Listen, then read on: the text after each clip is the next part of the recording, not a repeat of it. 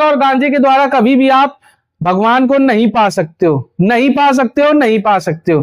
क्यों नहीं पा सकते हो? क्योंकि भगवान शिव का सीधा कहना होगा कि जिस ध्यान की विधियों को मैं करता हूं, आप हमेशा शिव जी को कैसे देखते हो? नृत्य करते हुए देखते हो, ध्यान करते हुए देखते हो, स्वच्छंद चेहरे पे मुस्कुराहट, एक तेज, एक गौरव, एक गर्व, एक शक्ति। और वो सब शक्ति कहां से मिली है? ध्यान से मिली है, ना कि गांजा पीने से मिली है, ना कि भांग खाने से मिली है। अगर शिव को हम भगवान का दर्जा दे रहे हैं, भगवान वो हैं, तो इसलिए नहीं है कि वो भांग और गांजा पीते हैं।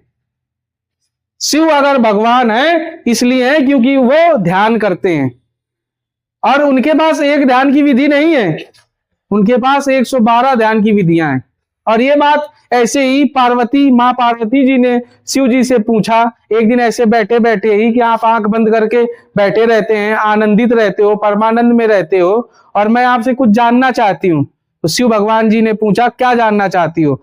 तो यहाँ पे विज्ञान भैरव तंत्र में भैरव और भैरवी, भैरव मतलब शिव जी, भैरवी मतलब पार्वती माता करके एक संवाद होता है। पार्वती माता बिल्कुल साधारण सवाल पूछती हैं कि हे भैरव, अगर मैं जानना चाहूं ध्यान की विधि की बिल्कुल आसान भाषा में बता दो कि एक आम आदमी भी उसको कर ले।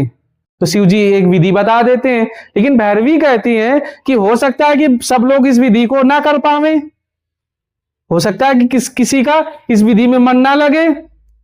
तो शिव जी फिर दूसरी विधि बता देते हैं।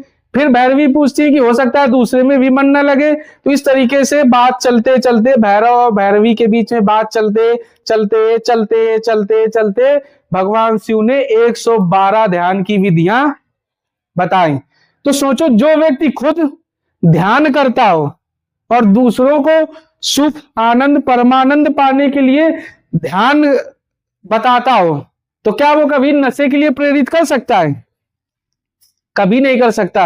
ये तो सनातन से जलने वाले लोगों की चाल है, जो लोग सनातन को नीचे करना चाहते हैं। उन्होंने 112 ध्यान की विधियों का प्रचार नहीं किया, लोगों ने गांजा और भांग का प्रचार किया भगवान शिव के साथ जोड़ के, जो हमारे साथ बहुत गलत किया गया।